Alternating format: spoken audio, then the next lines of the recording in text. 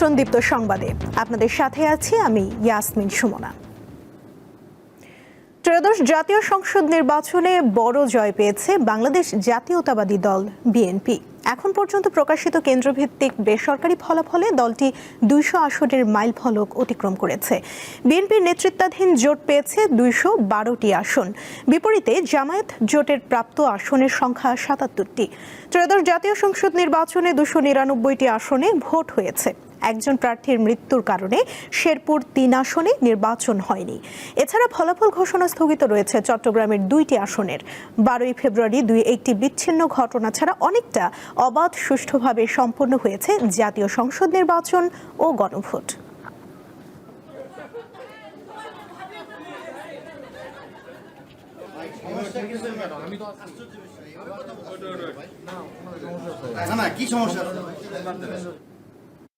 নির্বাচন কমিশন সচিবালয়ে রয়েছেন সহকর্মী দিলশাদ আনী ও মাহিদুর রহমান। ভোটের ফলাফল ঘোষণা নিয়ে কথা বলবো তাদের সঙ্গে। অ্যানি, স্থগিত 2টি ছাড়া ফলাফল ঘোষণার কার্যক্রম কোন পর্যন্ত রয়েছে, আমাদের বিস্তারিত জানান। 2টি স্থগিত কেন্দ্র ছাড়া বাকি সবগুলো আসনে ভোটের যে ফলাফল, চূড়ান্ত ফলাফল কিছুক্ষণ আগেই নির্বাচন কমিশন সচিবালয়ের যে নির্বাচন কমিশনার যারা আছেন তারা এর মধ্যে ব্রিফিং আনুষ্ঠানিক যে ফলাফল ঘোষণা সেটি শেষ করেছেন। এখন পর্যন্ত আমরা জেনেছি এবার 299টি আসনে ভোট গ্রহণ সম্পন্ন হয়েছে। শেরপুর 3 আসনটিতে ভোট স্থগিত রয়েছিল। এটা আপনারা জানেন যে এক প্রার্থীর মৃত্যুর কারণে সেই আসনে ভোট গ্রহণ করা সম্ভব হয়নি। তো 299টির মধ্যে আমাদের হাতে প্রাপ্ত তথ্য অনুযায়ী আমরা জেনেছি, নির্বাচন কমিশনের দেওয়া তথ্য অনুযায়ী 299টি আসনের মধ্যে 213টি আসন পেয়েছে বিএনপির জোট। আর 11 দলীয় জোট যে জামায়াত ইসলামীর নেতৃত্বে 11 দলীয় জোট পেয়েছে 76টি আসন। আর অন্যান্য যারা আছে স্বতন্ত্র প্রার্থী ছিলেন অনেকে, এর মধ্যে তারা পেয়েছেন 8টি আসন। আর বাকি রয়েছে যে 2টি আসনের কথা বললেন, সেই 2টি আসন স্থগিত রয়েছে। সেই ওগুলো ছাড়া বাকি যে সবগুলো আসন যেটি ছিল মোট 297টি আসনের ফলাফলই এর মধ্যে ঘোষণা করা হয়েছে।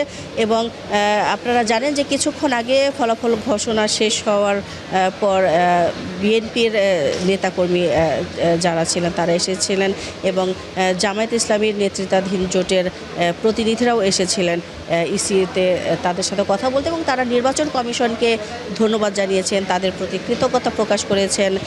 নির্বাচন সুষ্ঠু এবং নিরপেক্ষভাবে সম্পন্ন করার জন্য তারা ধন্যবাদ জানাতে এসেছেন। তো এরপর তারা একটি ব্রিফিংও করেছেন বিএনপির পক্ষ থেকে নজরুল ইসলাম খান। সেই ব্রিফিংয়ে উপস্থিত ছিলেন আমার সহকর্মী মাহিদুর রহমান। ব্রিফিংয়ের বিস্তারিত জানবো এখন আমরা মাহিদুরের কাছ থেকে।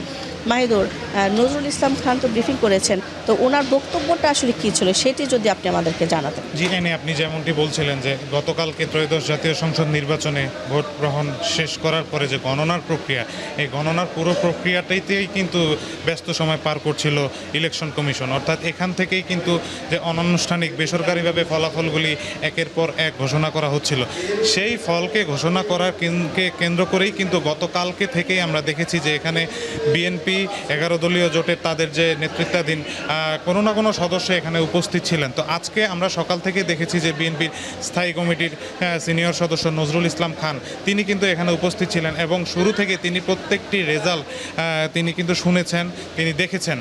এবং এর আগে যখন আজকে সমাপনী বক্তব্যে যখন এই ইসি সচিব কথা বলেছেন, তারা কিন্তু জানিয়েছেন যে তারা 297টি আসনে ইতিমধ্যে তারা কিন্তু ফলাফল ঘোষণা করেছে বেসরকারিভাবে। 300 আসনের মধ্যে একটিতে আমরা জানি যে শেরপুর 1 আসনে একজনের মৃত্যু হওয়ার কারণে কিন্তু সেই আসনে ভোট স্থগিত থাকে, এবং বাকি যে 2টি আসন রয়েছে সেখানে কিন্তু হাইকোর্টের একটি রিটের কারণে সেই ভোটের ফলাফল স্থগিত রাখা হয়েছে, অর্থাৎ ভোট স্থগিত ছিল না, যার কারণে তারপরে কিন্তু নজরুল ইসলাম খান কৃতজ্ঞতা প্রকাশ করেছেন। তিনি বলেছেন যে এই ফলাফলটিকে মেনে নিয়ে পরবর্তীতে বিএনপি সরকার গঠন করলে আবার পরবর্তীতে এরপরে আরও ভালো ভালো ভোট তারা উপহার দিবে বলে এমনটি জানিয়েছেন। ওকে, ধন্যবাদ মাহিদ আপনাকে। তো যেমনটি জেনেছিলেন যে বিএনপির প্রতিনিধি এবং জামাতের প্রতিনিধি যারা এসেছিলেন তারা কৃতজ্ঞতা প্রকাশ করেছেন এবং তাদের প্রত্যাশা হচ্ছে সামনের যে দেশ গড়বেন তারা সবাই মিলেমিশে দেশ গড়বেন। তো এই ছিল এখানকার সবশেষ তথ্য।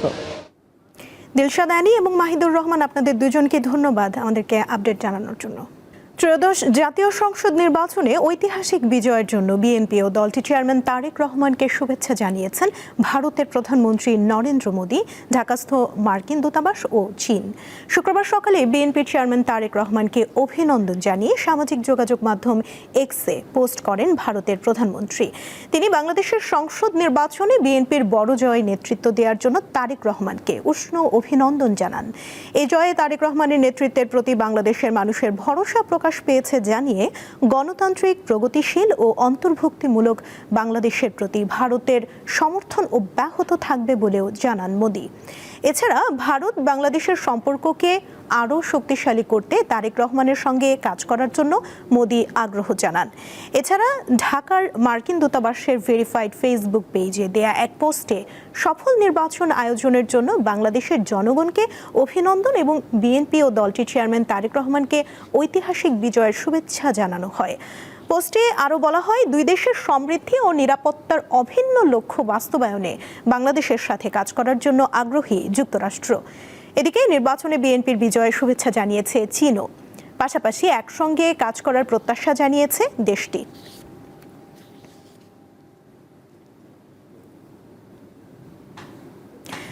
বাংলাদেশে অনুষ্ঠিত ত্রয়োদশ জাতীয় সংসদ নির্বাচনের ভোট গণনা ও ফলাফল বিশ্বজুড়ে গণমাধ্যমে গুরুত্বের সঙ্গে প্রচার হচ্ছে। BBC, CNN, AFP, Reuters, Al Jazeera ও এনটিভি সহ আন্তর্জাতিক গণমাধ্যমগুলোতে ভোট গণনার চিত্র ও বিশ্লেষণ উঠে এসেছে। ভারতীয় গণমাধ্যম এনটিভির প্রতিবেদনে বলা হয়, বাংলাদেশের নির্বাচনে তারেক রহমানের নেতৃত্বাধীন বিএনপি বিপুল জয়ের পথে। প্রতিবেদনে গণভোটের কথাও গুরুত্ব সহকারে উল্লেখ করা হয়। বিবিসি এই নির্বাচনে বিএনপি জয়ের দিকে এগিয়ে যাচ্ছে বলে জানিয়েছে। বাংলাদেশের সংসদীয় নির্বাচনে বিএনপি জয়ী শিরোনামে প্রতিবেদন করেছে বার্তা সংস্থা রয়টার্স। এর মাধ্যমে দেশের রাজনৈতিক স্থিতিশীলতা পুনরুদ্ধারের আশা করা হচ্ছে বলে রয়টার্সের প্রতিবেদনে উল্লেখ করা হয়। বিএনপির চেয়ারম্যান তারেক রহমান বাংলাদেশের পরবর্তী প্রধানমন্ত্রী হতে চলেছেন বলে জানিয়েছে এবিসি নিউজ। কাতার ভিত্তিক সম্প্রচার মাধ্যম আল জাজিরা বলছে, বৃহস্পতিবারের ঐতিহাসিক নির্বাচনে সংখ্যাগরিষ্ঠতা পেয়েছে বিএনপি এবং পরবর্তী সরকার গঠন করবে তারা।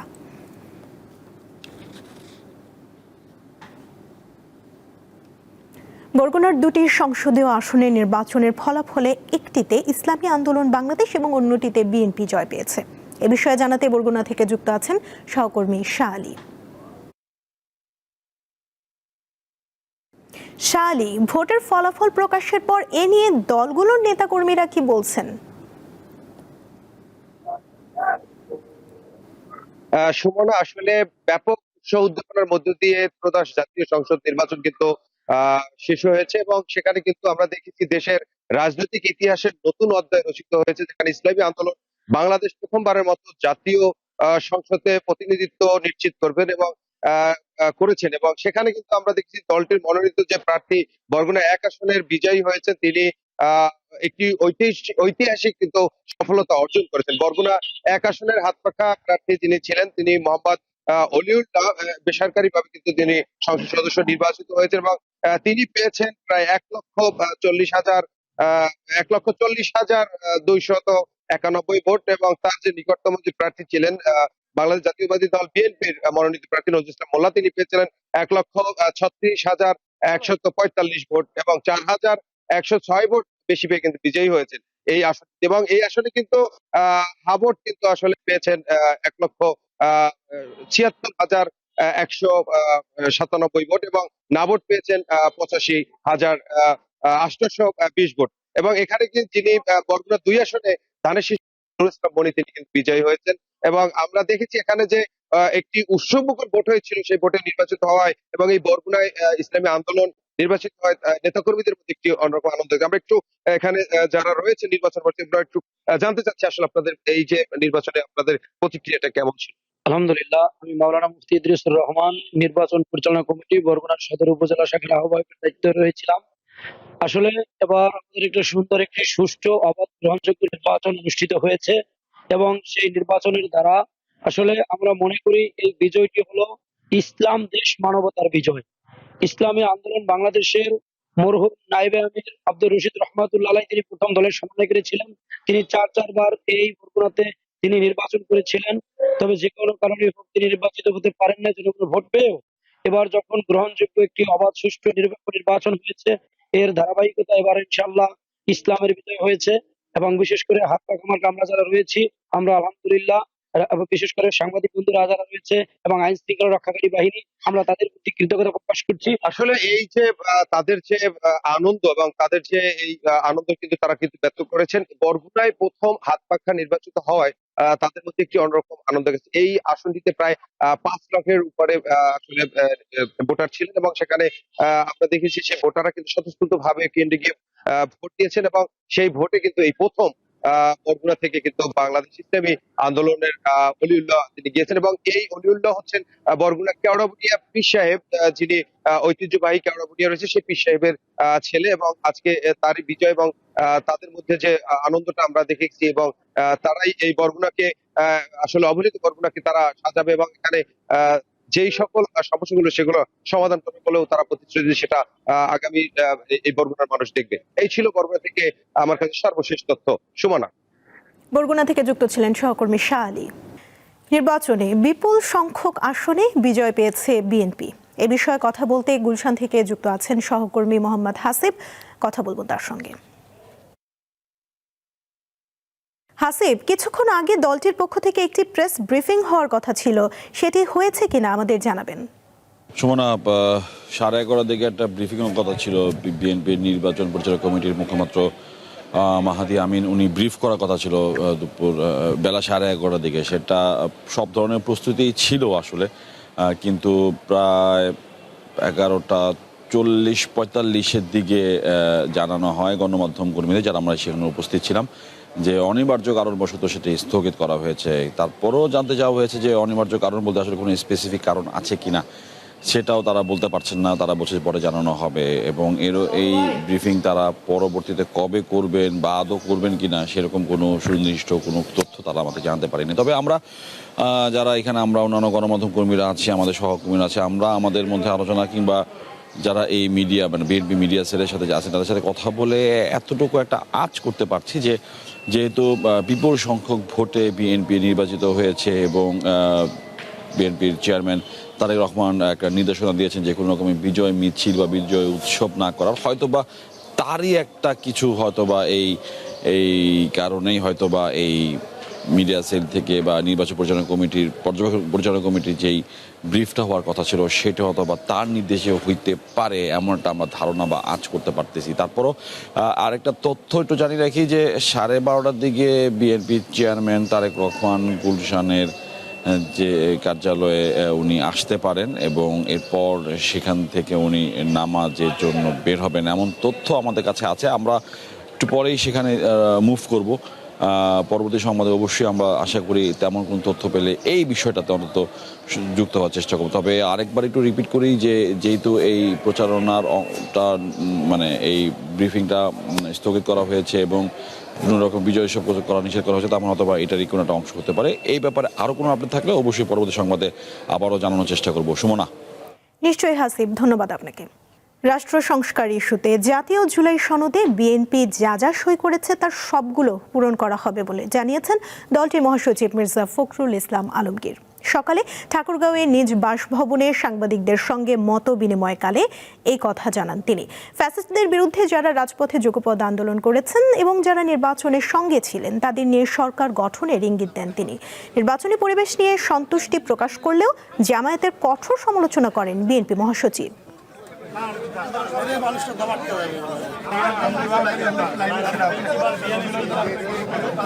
যখনই গণতন্ত্র চাপা থাকে, তাকে যখন বাংলাদেশে আটকে দেওয়া হয়, তার কণ্ঠরুদ্ধ করা হয়, তখন অন্য উগ্রবাদী শক্তিগুলো মাথা তেড়া দিয়ে উঠতে থাকে এবং সেটাই এই দেশে ঘটেছে। যেখানে আজকে যেটুকু উত্থান হয়েছে জামাত ইসলামের, that is because of Awami League, তাদের যে দমন পীড়নমূলক যে শাসন এবং বিরোধী দলকে ফাংশন করতে না দেওয়া, তাদেরকে ইলেকশন করতে না দেওয়া, যার ফলে আজকে এটা হয়েছে। আমি অত্যন্ত কনফিডেন্ট যে বাংলাদেশের জনগণ ইতিমধ্যে তাদেরকে রিজেক্ট করেছে, বিএনপি 2/3 মেজরিটি পেয়েই গেছে। জনগণ তাদেরকে আবারও সুষ্ঠু, সৎ এবং কল্যাণমূলক রাজনীতির মধ্যে দিয়ে সমস্ত অপপ্রবণতাগুলোকে রুখে দিতে সক্ষম হবে। আমরা সবসময় আমাদের যে কমিটমেন্ট, সেই কমিটমেন্টে আমরা সবসময় অটল থাকি। গণতন্ত্রের পরীক্ষিত শক্তি হলো জনগণ, তাই বিএনপিকেই তারা রাষ্ট্র পরিচালনার দায়িত্ব নিশ্চিত করেছেন, এমন মন্তব্য করেছেন দলটির স্থায়ী কমিটির সদস্য নজরুল ইসলাম খান। শুক্রবার রাজধানীর আগারগাঁওয়ে নির্বাচন কমিশনে তিনি একথা বলেন। এ সময় দেশের সকল নাগরিকদের প্রতি কৃতজ্ঞতা প্রকাশ করেন বিএনপির এই নেতা। 2/3 বেশি আসনে বিএনপি বিজয়ী হয়েছে এবং বিএনপির সঙ্গে যারা যুক্ত ছিলেন জোটে তাদেরও অনেকেই বিজয়ী হয়েছেন। কাজে আমরা মনে করি যে এর মাধ্যমে জনগণ আগামী 5 বছর বাংলাদেশের জনগণের কল্যাণের দায়িত্ব তারা বিএনপি এবং বিএনপির নেতা জনাব তারেক রহমানের উপর অর্পণ করেছেন। ত্রয়োদশ জাতীয় সংসদ নির্বাচনে বিজয়ীদের শপথ কে পড়াবেন তা নিয়ে চলছে তুমুল আলোচনা। আইন মোতাবেক স্পিকার বা ডেপুটি স্পিকারের শপথ পড়ানোর কথা। এবার তারা না থাকায় আলোচনায় এসেছে প্রধান নির্বাচন কমিশনারের নাম। আইন বিশেষজ্ঞরা বলছেন সিইসির শপথ পুরোপুরি বৈধ। 24 জুলাই গণ অভ্যুত্থানের পর দ্বাদশ জাতীয় সংসদের সকল কার্যক্রম বন্ধ রয়েছে। সংবিধান অনুযায়ী স্পিকার ও তার অনুপস্থিতিতে ডেপুটি স্পিকার নবনির্বাচিত সংসদ সদস্যদের শপথ পড়ান, কিন্তু এবার সে সুযোগ নেই। তাই বিকল্প হিসেবে আসছে প্রধান নির্বাচন কমিশনারের নাম। গত বছরের 2 সেপ্টেম্বর অভ্যুত্থানের পর শিরিন শারমিন চৌধুরী স্পিকার পদ থেকে পদত্যাগ করেন। ডেপুটি স্পিকার শামসুল হক টুকু পদত্যাগ না করলেও তিনি বর্তমানে কারাগারে রয়েছেন। আইন বিশেষজ্ঞরা বলছেন স্পিকার অনুপস্থিত থাকলে সিইসির মাধ্যমে শপথ নেওয়া এবং এটি রাষ্ট্র পরিচালনার ধারাবাহিকতা ও সাংবিধানিক কাঠামোর মধ্যেই পড়ে। আমাদের সংবিধানে স্পষ্ট বলেছে যে স্পিকার পড়াবেন, স্পিকার না থাকলে ডেপুটি স্পিকার পড়াবেন। এটি আমাদের সংবিধানের মূল স্পিরিট ছিল, সংবিধানের এই বাধ্যবাধকতা ছিল। এটি অ্যামেন্ডমেন্ট হয়েছে, এটা 4th অ্যামেন্ডমেন্টের মাধ্যমে ওখানে বলা আছে যে যদি 3 দিনের ভিতর কাউকে যদি পাওয়া না যায় তাহলে চিফ ইলেকশন কমিশনার মহোদয় উনি পড়াবেন, এটা সন্নিবেশিত আছে। তবে তিনি সতর্ক করেন শপথ গ্রহণ বিলম্ব হলে সংসদের বৈধতা ও কার্যক্রম শুরু নিয়ে আইনি জটিলতা তৈরি হওয়ার আশঙ্কা থাকে। ভবিষ্যতে আইনি জটিলতা হতে পারে যদি ধরেন না এখন যে স্পিরিটে আছে, যদি টোটালি যদি আমরা বলি বাংলা ভাষায় গণেশ যদি উল্টে যায়, অর্থাৎ এই বন্দোবস্তের যদি উল্টে একটা বন্দোবস্ত আছে, তাহলে এগুলাকে বলবে যে না সবগুলোর আইনের ব্যত্যয় ঘটেছে, সংবিধানের ব্যত্যয় ঘটেছে, সংবিধানের 7 ক খ আবার ইনফোর্স হবে, তখন যারা এগুলোর ব্যত্যয় ঘটছে তাদের ফাঁসির আসামি করা হবে। আমাদের দেশে তাই হয়ে আসছে, অর্থাৎ রেজিম চেঞ্জের সাথে সাথে আমাদের অনেক কিছুর পরিবর্তন হয়, তো এটা আমরা প্রত্যক্ষ করে আসছি। তো সুতরাং ভবিষ্যতে কি হবে না হবে ওইটা নিয়ে এখনই ভাবনার কোনো সুযোগ নেই, কারণ এখন বর্তমান ক্রাইসিসটাকে আপনি মিট আপ করতে হবে। স্পিকার ও ডেপুটি স্পিকারের পদ কার্যত শূন্য থাকায় সংবিধানের বিশেষ ধারা অনুযায়ী সিইসির শপথ পড়ানোর দায়িত্ব এবার ব্যতিক্রম হিসেবে দেখছেন তিনি। আগামী 12 ফেব্রুয়ারি ত্রয়োদশ জাতীয় সংসদ নির্বাচন। ভোটের ফলাফলের পর নবনির্বাচিত সদস্যদের শপথের মাধ্যমেই হবে সরকার গঠন প্রক্রিয়া। শুরু হবে রাষ্ট্র পরিচালনার নতুন এক অধ্যায়। মাহিদুর রহমান, দীপ্ত সংবাদ, ঢাকা। দর্শক, এই ছিল এখনকার মতো। এরপর বেলা 1টায় ভোটের সংবাদ দেখার আমন্ত্রণ জানিয়ে শেষ করছি। ধন্যবাদ সবাইকে।